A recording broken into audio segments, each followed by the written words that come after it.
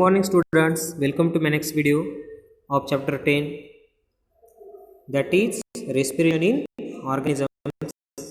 Okay, respiration in organisms का हमारा जो फर्स्ट पेज चालू था, हमारा कौन सा पेज चालू था? फर्स्ट पेज चालू था. ओके स्टूडेंट्स, ये पॉइंट चालू था हमारा all living organisms respire to get energy from food. देखो, सभी जो लिविंग ऑर्गेनिजम्स है वो रिस्पायर करते हैं. क्यों? एनर्जी लेने के लिए. कहाँ से? फूड से. During breathing we breathe in air. You know that air contains oxygen. Breathing में क्या होता है? हम ऑक्सीजन को लेते हैं. ठीक है, जो कहाँ में होता है? एयर में होता है.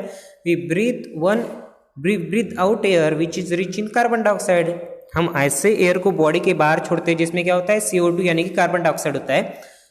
The air we breathe in is transported to all the parts of the body and ultimately to each cells. In the cells, oxygen in the air helps in the breakdown of food. देखो, सबसे important point है. आपको ये जो point अभी मैंने बोला है ना, आपको लिखना है आपके नोटबुक में. क्या कहा है यहाँ पे? कि हमारे बॉडी में जो एयर जाता है उसमें ऑक्सीजन होता है और वो ऑक्सीजन हमारे बॉडी के हर पार्ट तक जाता है और हर पार्ट के अंदर जाने के बाद हर पार्ट के हर सेल्स के अंदर जाता है और हर सेल्स के अंदर जाने के बाद हर सेल में क्या होता है? फूड जो होता है ना, हर सेल में उस फूड को ब्रेक करता है और उस फूड को ब्रेक करने से क्या होती है? एनर्जी प्रोड्यूस होती है. The process of breakdown of the food in the cell with the release of energy is called cellular respiration. और ऐसा रेस्पिरेशन जिसमें सेल से एनर्जी जनरेट होती है. ओके, सेल के अंदर जो फूड है उसको ब्रेक डाउन करके with the help of oxygen energy generate होती है. उस रेस्पिरेशन को सेलुलर रेस्पिरेशन कहा जाता है. Cellular respiration takes place in the cells of an organisms. हर मैक्सिमम ऑर्गेनिजम्स के सेल में सेलुलर रेस्पिरेशन होता है. ये कहाँ पे होता है सेलुलर रेस्पिरेशन? सेल्स के अंदर. In the cells the food is broken down into carbon dioxide and water using oxygen. Cell में क्या होता है? जो फूड है वो ब्रेक किया जाता है. और उसके किसके फूड जो है उसको किस में और किस में ब्रेक किया जाता है? जो फूड है ना, फूड ब्रेक किया जाता है कार्बन डाइऑक्साइड में और वाटर में. और किसका यूज करके फूड को ब्रेक किया जाता है सेल में? ऑक्सीजन का यूज करके. When breakdown of the glucose occurs with the use of oxygen, it is called aerobic respiration. ऐसा रेस्पिरेशन जिसमें ग्लूकोज को ब्रेक करके एनर्जी को बनाया जाता है. ओके, और वी किसकी मदद से? ऑक्सीजन की मदद से फूड को ब्रेक करके एनर्जी बनाई जाती है सेल में. उस रेस्पिरेशन को एरोबिक रेस्पिरेशन कहा जाता है. Food can also be broken down without using oxygen. This is called anaerobic respiration. और ऐसा रेस्पिरेशन जिसमें फूड को तो ब्रेक किया जाता है लेकिन उसमें ऑक्सीजन का यूज नहीं किया जाता, तो ऐसे रेस्पिरेशन को एनारोबिक रेस्पिरेशन कहा जाता है. Breakdown of food release energy. और फूड को ब्रेक करने से क्या फॉर्म होती है?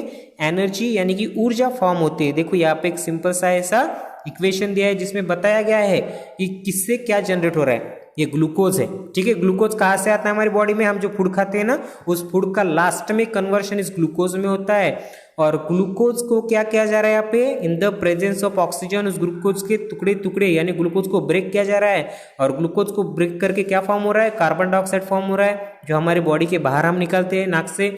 और वाटर फॉर्म हो रहा है और एनर्जी फॉर्म हो रही है. ठीक है, ग्लूकोज को ब्रेक करके. You should know that there are some organisms such as yeast. देखो, ये जो एग्जांपल है ना, ग्लूकोज से लेकर या एनर्जी तक का, ग्लूकोज से एनर्जी फॉर्म होने का, इस एरोबिक रेस्पिरेशन का एग्जांपल है.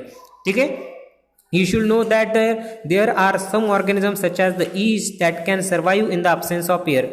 ऐसे भी कुछ ऑर्गेनिजम्स है जो विदाउट एयर के भी जिंदा रह सकते हैं.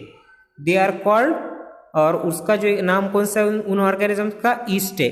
ठीक है, और ऐसे ऑर्गेनिजम्स है जो बिना एयर के जिंदा रह सकते हैं. ऐसे ऑर्गेनिजम्स को एनारोब्स कहते हैं. क्या कहते हैं? Anaerobes. They get energy through anaerobic respiration. और ऐसे जो ऑर्गेनिजम्स है जो विदाउट एयर के एनर्जी को जनरेट करते हैं, वो क्या करते हैं? वो एनारोबिक रेस्पिरेशन करते हैं. In the absence of oxygen glucose break down into glucose and carbon dioxide. Okay, in the absence of oxygen यानी जब ऑक्सीजन नहीं होता है तब ग्लूकोज को ब्रेक करके क्या क्या फॉर्म होता है? एनर्जी फॉर्म होती है, कार्बन डाइऑक्साइड फॉर्म होता है और क्या फॉर्म होता है? अल्कोहल फॉर्म होता है. ओके, अल्कोहल यानी क्या होता है, शराब। Okay, glucose break down into alcohol and carbon dioxide as given below. Okay, और ये एनारोबिक रेस्पिरेशन है, जिस इसमें क्या हो रहा है, इसमें ऑक्सीजन का, इसमें एयर का यूज नहीं हो रहा है। Okay, now next point,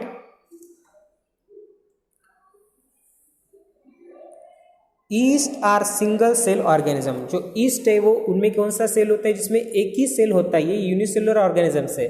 they respire anaerobically and during this process yield oxygen. ये जो यील्ड ईस्ट है ना, वो एनारोबिकली रेस्पिरेशन करती है और इस प्रोसेस में क्या बाहर निकलता है, अल्कोहल बाहर निकलता है। Okay, they are there for use to make wine and beer. तो इसीलिए इससे क्या क्या बनाई जाती है, ईस्ट से वाइन और बियर बनाई जाती है। और muscle cells can also respire anaerobically.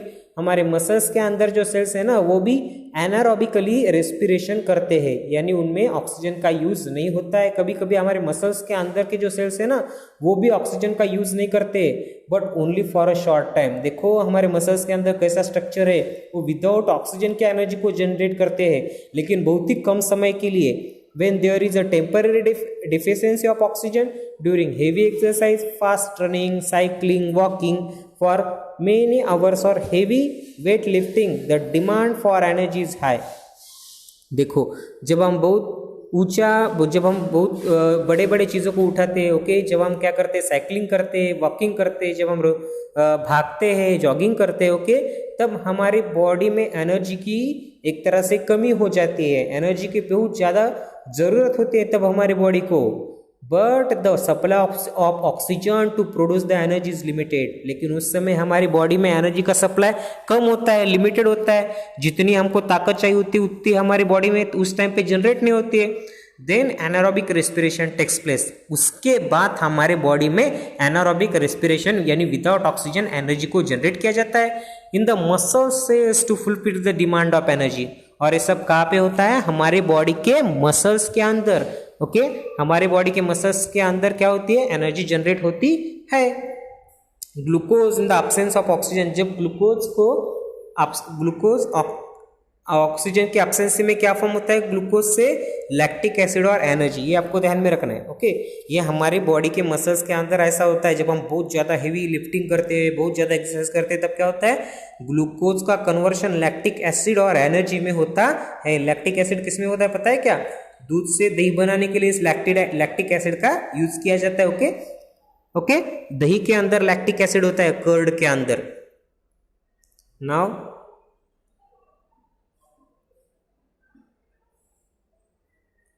Have you ever wondered why you get muscles cramp after heavy exercise.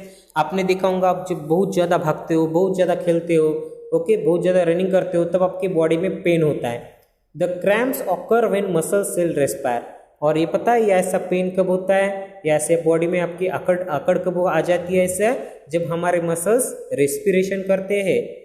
और वो कैसा रेस्पायर करते हैं, वो एनारोबिकली। मसल्स यानी हमारे मसल्स के अंदर के सेल्स कैसे रेस्पिरेशन करते हैं, विदाउट ऑक्सीजन की एनर्जी को जनरेट करते हैं। The partial breakdown of glucose produces lactic acid. जब ग्लूकोज को पार्शियली ब्रेक करके क्या फॉर्म होता है, ग्लूकोज को बहुत थोड़ा सा ब्रेक करके लैक्टिक एसिड फॉर्म होता है। The एक्यूमुलेशंस of lactic acid cause muscles cramp. उस लैक्टिक एसिड वहाँ पे जमा हो जाता है हमारे मसल्स की जगह पे, इसीलिए हमारे बॉडी में दर्द होता है जब हम बहुत ज़्यादा हेवी एक्सरसाइज करते हैं। We get relief from cramps after a hot water bath और मसाज। और जब हम गर्म पानी से बाथ लेते हैं, जब हम मसाज लेते हैं, तब हमारे बॉडी को अच्छा लगता है। Can you guess why it is so. तुमको पता है ऐसा क्या होता है, इसके पीछे का रीजन ये है, हॉट वाटर बाथ और massage improve circulation of blood.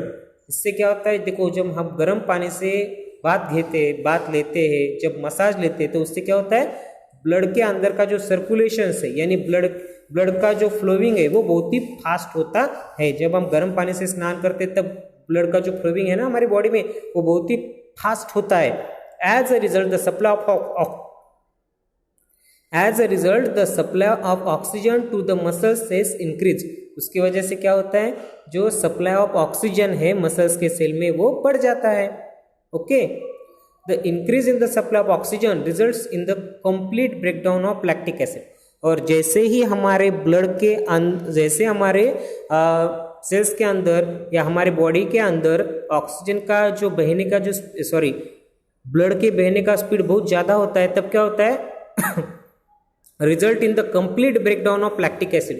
तभी जो लैक्टिक एसिड है ना, ये पूरी तरह से टूट जाता है और उससे कार्बन डाइऑक्साइड और वाटर बन जाता है। Okay student, you understand this. Now the next point is breathing. Okay, breathing आपके लिए कोई न्यू पॉइंट नहीं है, आप सिंपल से बता सकते हो। Breathing means what? इनहलेशन और एक्सहलेशन, यानी श्वास को हाथ लेना और बाहर छोड़ना। देखो ये एक्टिविटी है, ये आपको आपके पेरेंट्स के सामने या आपके टीचर के सामने ही करने हैं, नहीं तो आप नहीं भी करोगे तो बहुत अच्छा होगा। Close your nostrils and mouth tightly and look at a watch. आपको क्या करने के, अपना नाक, आपको आपका नाक, आपका मुंह पूरी तरह से बंद करना है।